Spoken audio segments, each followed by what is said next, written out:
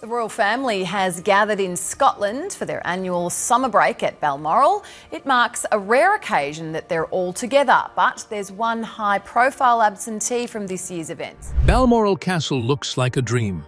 Granite towers, sweeping hills, and royal history in every stone.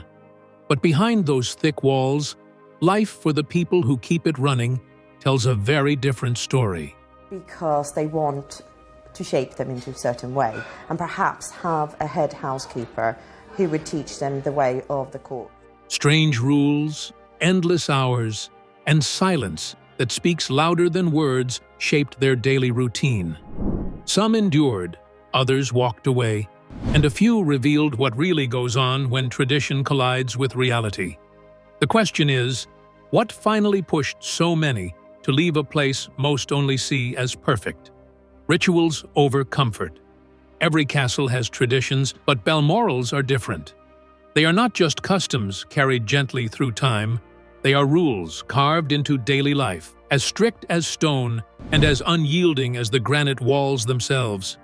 For new maids, the shock was immediate. It wasn't the grandeur of the castle that hit them first, it was the rituals. The kind that demanded obedience not just to people, but to spaces, silence, and symbols. One of the strangest rules was the requirement to curtsy to empty rooms. Even if a royal had just stepped out, the maid was expected to bow as though their presence lingered in the air. The act was meant to honor the spirit of the royal, a gesture of respect that stretched centuries into the past. But for those who lived it, the ritual often felt surreal. One maid described the experience during a Gillies Ball in the late 1980s, where she curtsied 61 times in a single evening. By the end of the night, her knees were bruised and bandaged. It felt like curtsying to ghosts, she later recalled. It was a physical reminder that at Balmoral, dignity mattered less than tradition. Rituals also extended to sound, or rather, the banishment of it. For decades, vacuum cleaners were strictly forbidden inside Balmoral. Queen Elizabeth II disliked the noise, preferring silence to efficiency. That meant maids spent hours on their knees, pushing horsehair brushes across endless carpets, their wrists aching as they worked hall by hall. Brushing one hallway alone could take 45 minutes. And because Balmoral is a castle with 167 rooms, the task multiplied endlessly. Dust piled up, aprons had to be rinsed multiple times a day, and what might have been a simple job in any hotel became grueling labor. A former head housekeeper once admitted that this single rule added nearly 9 hours of extra work every day. Yet the pay never changed. The last, and in all likelihood, the most ghostly of the third rules was the absolute code of silence. Employees are required not to speak in the corridors, nor to trespass with a comment on any activity bearing on the lives of the royal family. A maid refrained from listening to Prince Charles whisper something to Princess Diana at the time, only to have it hushed up by another servant who told her to act deaf. Early next morning, she was handed a written warning.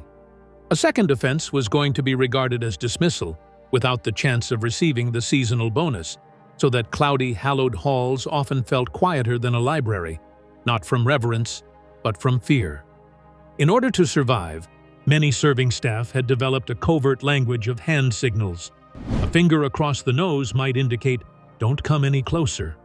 A slight tilt of the head could serve as a sign that the room was occupied. Such gestures kept the trays moving during breakfast service without putting anyone in breach of the unspoken code. Testimonies were analyzed and pointed to an understanding that silence at Balmoral not merely constituted etiquette, it was control. Workers were trained to vanish into the background, to become invisible even as they labored for hours in plain view. How ironic, one could not help but think. Within these walls were warm moments of humor and kindness, where a royal might jokingly imitate a guest drinking from a finger bowl to spare him embarrassment, or offer a tip or two to stable boys. Yet the same walls bred a culture of silence, where staff bowed their knees to none, cleaned carpet by hand, and swallowed their voices. Balmoral appeared wonderful, but the everyday rituals tell a different story, one of endurance, submission, and suffering in silence. And little did the maids know these rituals were only the foyer. Down the corridor waited colder truths. Truths about hours, wages, and the kind of work that stretched well past the limits of comfort. A private kingdom, public burden. From the outside, Balmoral Castle is a postcard. White granite walls rise against the Scottish hills. A clock tower rings in E-flat so as not to frighten the ponies. And deer graze on the sprawling grounds. It is photographed like a fairy tale, marketed as a proud part of Britain's heritage.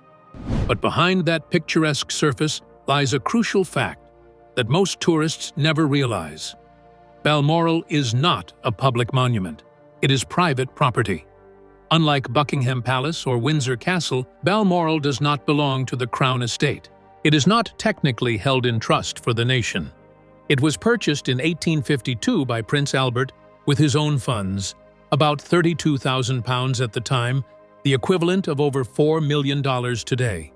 Since then, it has remained in the personal hands of the royal family.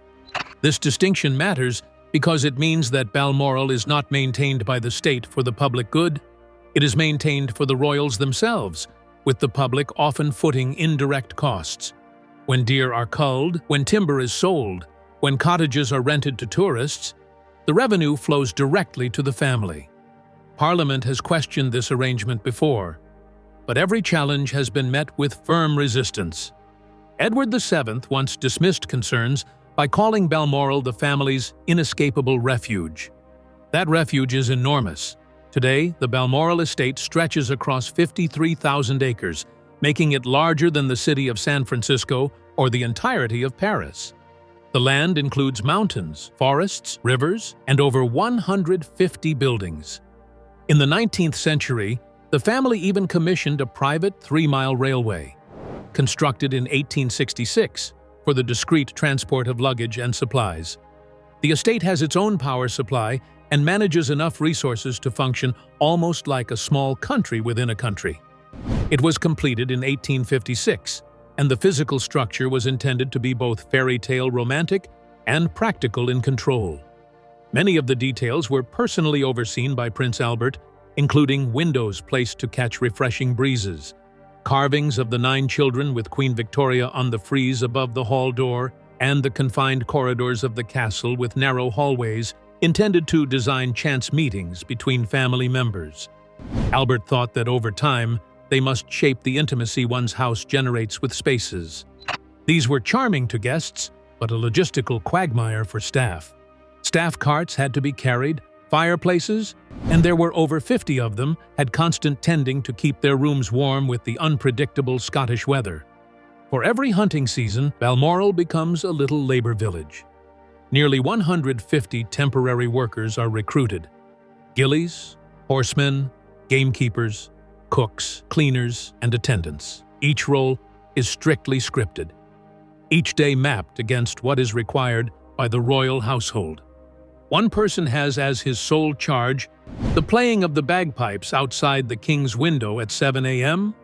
Come rain or shine, above all, the others awake before dawn to polish hundreds of silver items, light fires across dozens of chimneys, and prepare for picnics that even kings have been known to wash dishes at.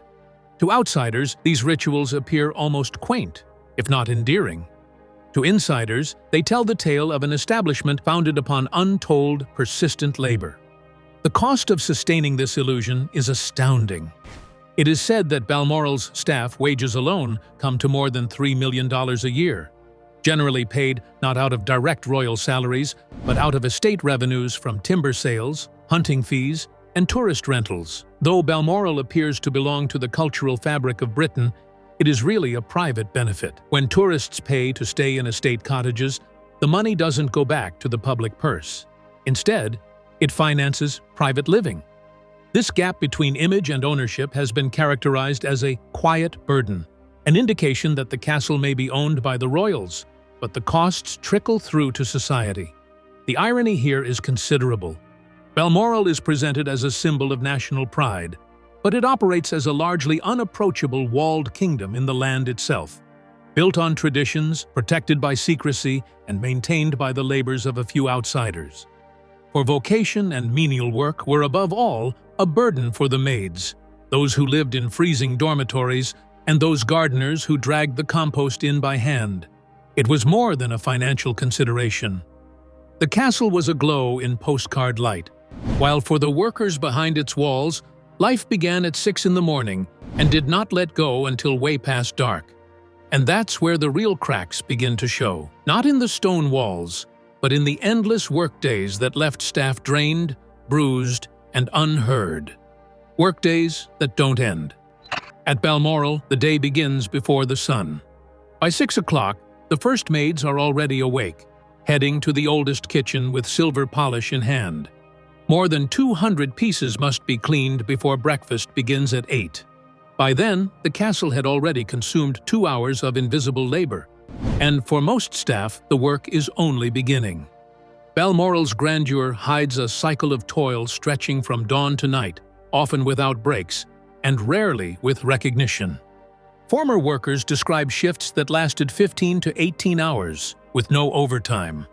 Duties ranged from serving meals to scrubbing mud from hunting boots, carrying kettles along narrow corridors, and keeping fires burning in more than 50 fireplaces. Each task demanded perfection. A speck of dust or a late table setting could mean docked breaks or formal warnings. The expectation was bluntly stated in one manual: loyalty is its own reward. The physical strain was immense. Without vacuum cleaners, maids scrubbed carpets on their knees, brushing hallways for nearly an hour at a time. Over a day, they logged miles across cold stone floors, hands raw from polish, arms aching from trays and kettles. Some admitted their wrists hurt so badly they couldn't grip a fork at dinner. Others endured chilblains from damp uniforms. Even small mistakes carried penalties. One maid recalled being scolded for leaving a scuff mark on a boot, a slip that cost her a full day's pay. Living conditions offered little relief. Many slept in attic rooms where temperatures dropped to 4 degrees Celsius in winter. Until the mid-1990s, heating was minimal, and hot water ran for only half an hour each morning. Rain leaked through broken slate roofs, soaking uniforms that had to be dried by stoves. Some staff wore gloves indoors to fight the chill. A 1992 audit finally noted the poor conditions, but for decades, workers endured freezing nights, thin blankets, and the sense that their well-being mattered less than polished silverware. Wages brought little relief from the grind. In fact, in the 80s, a maid's salary hovered around $18,000 a year, just into that higher average category, nearly double the hours everyone would work for these jobs. Promotions were slow. The first housemaid would receive a bare fraction more. Male gamekeepers earned considerably more, with some making about $26,000 a year, but carrying a much lighter burden. That imbalance bred resentment. As a historian would later write, it created a quiet tension that was never spoken, but always felt like standing in the cold, wearing silk gloves. All that was beneath the calculations was the psychological debilitation. Balmoral ran on marching and very specific hierarchies. Workers hardly disappeared into backgrounds, never spoke until someone spoke to them, and never acknowledged what they had overheard. Some likened it to being ghost-like. Others called the quietness of the corridors, resounding only with footfalls and barking dogs, oppressive. It was quieter than a library, a maid remembered, not out of respect, but out of fear. And yet, contradictions hung in the air. Queen Elizabeth was extremely courteous, and after major events, always remembered to thank her employees by name. Princess Diana would slip little tips to her stable boys. On one occasion, Prince Charles even went to fetch Diana's coat himself before a picnic. These acts did quite a bit to ease the rougher edges, but couldn't do away with the stark reality. Inhuman hours of low pay, frigid rooms, and endless drudgery of working behind granite walls. Balmoral was not just about grueling work. It was about endurance. The days merged into night, and the tasks turned into routines. From postcard images, the castle appeared to offer freedom and fairy tale living. From within, it was an endless caged treadmill. And even when relief came in the form of celebration, the hierarchy never loosened its grip. The one night when staff and royals came together, the Gillies Ball still carried rules that reminded everyone exactly where they stood. The Gillies Ball Paradox. Every September since 1858, Balmoral has hosted an event unlike any other in the royal calendar. The Gillies Ball. At first glance, it looks like a night of joy and equality, where royals and staff share the same dance floor, the same music, and, briefly, the same air of celebration. Born in the Victorian age, the tradition was designed to thank the Gillies, servants, and attendants who kept the estate running smoothly during hunting season. Yet beneath the kilts and reels lies something far more complicated. The evening begins with a rigid ceremony. Invitations are sent weeks in advance, and the kind a staff member receives signals their standing. Gold-edged cards go to those closest to the family, while plain ones mark out everyone else. It is a subtle but unmistakable reminder of hierarchy before a single step touches the floor. At 7 o'clock sharp, the ball begins in Balmoral's Grand Hall. A bagpiper often leads the procession, and the king traditionally opens the first dance with a senior member of staff. To be chosen is both an honor and a signal. Even gratitude comes bound to power. For staff, it is the one night that barriers soften. A dishwasher might spin across the floor with a prince, or a young footman might laugh with a princess. Former workers described it as feeling like a prom mixed with Downton Abbey. The dances are Scottish reels, fast and light-hearted, meant to dissolve nerves. Stories passed down recall Prince Philip spiking the punch with gin to make everyone less stiff. For a few hours, silence gives way to music and laughter in halls where whispers usually dominate. But even in celebration, rules do not vanish. Midnight, and still the staff bows or curtsies as the royals leave. They should remember their status. Cameras have thus been prohibited since 1991, when a young footman sold an inside story about a barefoot dance to the press and was very soon dismissed. Music may play, but curtains drop. The Gillies Ball is tied down with the chain of tradition. There exists a distinct paradox. On one hand, the ball humanizes the monarchy by demonstrating that it is really a family willing to mingle, dance shoulder to shoulder with its staff. Princess Diana once said it was an honest gesture of appreciation, a glimpse of warmth all too rare for such worlds. On the other hand, the invitation hierarchy and the silence that followed the strict curtsies clearly showed that the division never truly disappeared. The ball, then, is freedom masquerading as festivity, but always very well controlled. Former staff accounts tell of the deeper resonance of the event. Many had prepared for weeks, sewing dresses or polishing shoes worn thin from endless shifts. For some, it was the only night of the year they felt noticed, even if it was only to dance. And still, it leaves a bittersweet aftertaste. For one night, they were on a first-name basis with the king, only to emerge back into 15-hour shifts, freezing bedrooms and curtsies to empty rooms the next morning. Mapping dozens of staff interviews has found the Gillies Ball emerged both as a cherished highlight and a painful reminder. One worker put it best: it was the best night of the year and the cruelest. Such a paradox still sits in the minds of the event's attendees. For outsiders, the Gillies Ball appears to indicate royal warmth and gratitude. For insiders, it is something far more complicated, a fleeting instance of joy shackled to hierarchy. But to those inside the walls of Balmoral, it is something else entirely. A fleeting night where they taste equality only to have it snatched away by dawn. Secrecy, leaks, and consequences. If Balmoral Castle is famed for grandeur, it is equally defined by silence.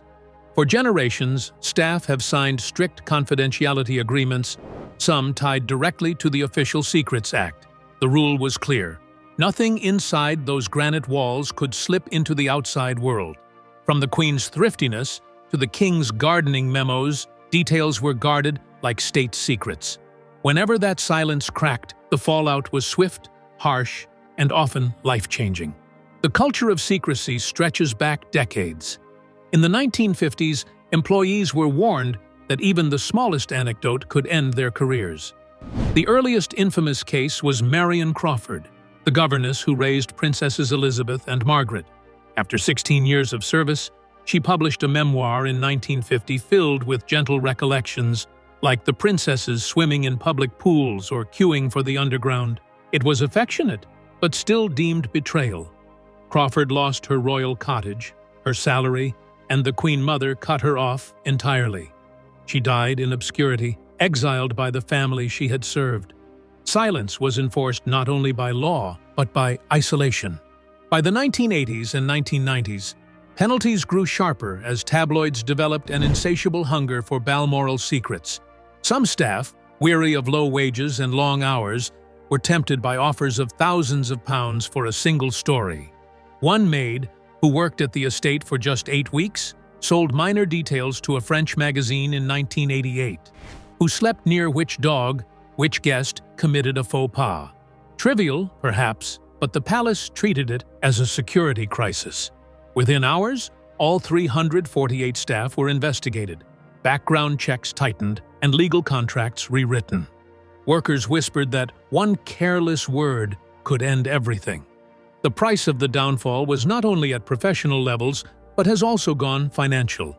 Princess Diana's former butler, Paul Burrell, published his book with private letters and Balmoral memories in 2003. He sold over 500,000 copies before he was arrested, with his house raided, and 342 royal items seized as evidence. This was cleared on the authority of the Queen herself, confirming that she had spoken to Burrell about some possessions and clearing him of theft, but the condition of his reputation never recovered. Burrell admitted later to fabricating some details to mislead investigators, a confession revealing how dangerous and tangled the world of royal leaks had become. Even until now, the dangers remain grave. In 2024, a payroll leak brought to the surface shocking pay discrepancies. Senior aides enjoyed 6-figure salaries, while maids operated on less than £20,000. Public outrage ensued, but there were internal crackdowns that followed. By 2022, non-disclosure agreements were updated to lifelong extensions, which meant the ex-staff could find themselves in court years after having left. Warning letters were sent out by attorneys within 24 hours of suspected breaches. Secrecy turned beyond tradition. It became a strategy, a weapon to keep the mystique of Balmoral. Yet silence itself could not sustain forever. Memoirs, gossip forums, and anonymous job reviews continued stabbing the seal. Former employees spend their lives under a continuous shadow, balancing the loyalty exhaustion, fear-fairness extremes. "You give your life to a shadow," said one maid, "and the shadow gives nothing back." Secluded the estate, the tighter you grip, the riskier. Every clamp would send fresh recruits out like bees flocking from a comb, and the very loyalty secrecy was meant to protect. The more the palace tries to control the narrative, the more fragile it gets. And in that fragility lies the next problem. The moment when silence breaks, not because of temptation, but because of sheer survival. Toxic reviews and garden revolt. For much of its history, Balmoral's silence kept staff struggles hidden. But in 2024, that wall began to crack, not through memoirs or tabloids, but through something far more modern. Anonymous online reviews. On March 9th, a housekeeper posted a blunt account on Indeed. She branded Balmoral's management toxic, accusing supervisors of shouting at staff in front of guests, docking break times as punishment, and turning every missed speck of dust into a disciplinary note. The post sent ripples beyond the castle's granite walls. Other ex-workers quickly backed her claims. They described 12-hour days stretched into 15, lunch breaks denied if royal suites weren't polished quickly enough, and supervisors barricading themselves in offices while maids scrambled. The pay worsened the picture, about £10.90 an hour, 60 pence below the UK's real living wage. Over the past 48 hours, unpaid. These weren't whispers anymore, they were testimonies pinned to public job boards. Within a week, 5 maids quit together. Rooms sat uncleaned until late at night, guests were left waiting, and insiders later revealed that nearly 70% of staff departures in 2024 cited bullying or disrespect as the main reason. The unrest spread beyond housekeepers. At King Charles's Highgrove estate, and later Balmoral's gardens, workers staged a quiet revolt. Out of 12 gardeners at Highgrove, only one remained by mid-2025. The job looked idyllic: perfect hedges, themed gardens, 40,000 visitors, but behind the scenes, it was relentless. Paid around £22,000 a year, barely above minimum wage, they endured 60-hour weeks of back-breaking labor. The breaking point must have happened on July 5, 2025, when one gardener strained his shoulder from lifting 180 kilograms of compost alone. Instead of proper sick pay, he was forced onto basic benefits of £116 a week. 9 days later, most of the gardening team walked out in a coordinated fashion. Internal memos leaked soon after painted a starker picture. The memos revealed King Charles did right of impossible demands, making every weed disappear overnight, replanting 700 flowers before his return 3 days later, and converting the estate entirely to organic methods without modern implements. No tractors were allowed. The gardeners would carry water in canisters, making up to 90 trips with a wheelbarrow in a day. By 2024, carpal tunnel injuries and backaches were rampant. Anger was fed by the hypocrisy written in the numbers. In the leaked payroll files from October 2024, we learned that senior aides earned up to £146,000, while a maid earned £19,500 and had to share a room. The cost of raising wages across Balmoral grounds to standards of fair hospitality would have been far less than resurfacing the estate's private helipad. However, staff budgets were pegged at a mere 7% of earnings. The income from the estate only increased 6% over 10 years, while tourism revenues surged by 22% in the aftermath of Queen Elizabeth's passing. The marriage of reviews online, leaks, and political resignations has cast Balmoral in an uneasy light. Once an untouchable estate, Balmoral began to take on toxic, unfair, and unsustainable descriptions. Realizing that their fairy tale scenes of Balmoral masked a brutal truth, tourists were told that staff members had been pushed beyond limits, undervalued, and are now exiting in numbers. And in 2024 and 2025, for the first time in its history, many of them chose to do exactly that. The locked gates moment. On the morning of August 4, 2025, Balmoral Castle woke to a storm, not only of weather, but of reckoning. At 7:30 a.m., the heavy iron gates clanged shut. The official line was simple: storm force winds of 90 miles per hour made conditions unsafe. But inside, whispers spread. Nearly 2/3 of the room attendants had walked out the night before. Balmoral hadn't been open to tourists since the 2001 foot-and-mouth crisis. This time, it wasn't disease or disaster, it was revolt from within. The walkout was years in the making. Endless complaints, bitter reviews, and deepening resentment piled high. Maids endured freezing attic bedrooms where temperatures dropped to 4 degrees Celsius, 15-hour shifts without overtime, and humiliating rules like curtsying to empty rooms. Gardeners pushed wheelbarrows until their joints failed. When pleas for fair pay or leave were denied, frustration hardened into fury. The storm gave cover, but the real tempest came from the workforce itself. That night, the staff reached their breaking point. Many refused to sleep on the floors of huts with leaking roofs, where rain dripped onto blankets and plaster crumbled. Their protest wasn't loud, but it was final. They left together, forcing the estate to admit what it had long denied, that Balmoral's foundations were cracking, not in stone, but in people. The impact was immediate. By midday, tourists at the gates were turned away by guards, bewildered that the royal holiday retreat, so often sold as a place of timeless order, had ground to a halt. Only 2 housekeepers remained for essential duties. Rain seeped through old windows, silver tarnished, and fireplaces stayed cold.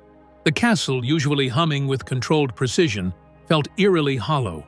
Loud leaks soon made clear the depth of the crisis.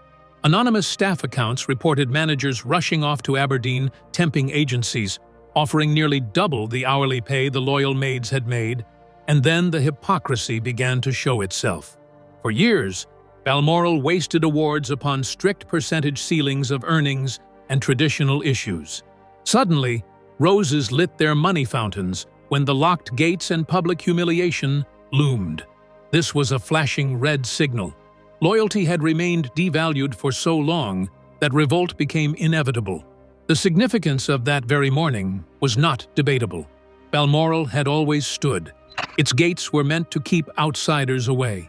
Now, however, they were locked from within, not to protect the royals, but to signal the downfall of the entire system that had kept them insulated. Isolated complaints of cold bedrooms, endless orders, and low wages were rapidly swelling into a collective refusal powerful enough to halt a royal summer tradition. The timing definitely worked in its favor. Late summer in Balmoral has always been the time of year with the most activity. For tourists, some even use the term bustling, who never seem to tire of getting a glimpse of the fairy tale castle in the Highlands. Closing around then disrupted all those well-laid plans of the visitors, if not so much with the timing. It sent a sort of shout across the world. That old, untouchable private refuge of the monarchy stood now all of a sudden vulnerable. For their very first time, Balmoral's staff wielded the power, and not through speeches or leaks, but by walking right out the door with no more than an order for the castle to stand still. An uncomfortable query had been raised at that moment in which, up till now, its echo reverberates. If so much can be done from within Balmoral, the staunchest bastion of the royal family, what else within the virulent veneer of calm maintained by the monarchy is not cracked on the surface? The tradition is immaculate. The toll is invisible until people walk out. Which moment hit hardest? The curtsies, the cold beds, the leaked payrolls, or the locked gates? If this changed how you see Balmoral, like, comment, and subscribe. Stay for the next video on what really holds grand houses together and what finally makes them fall apart.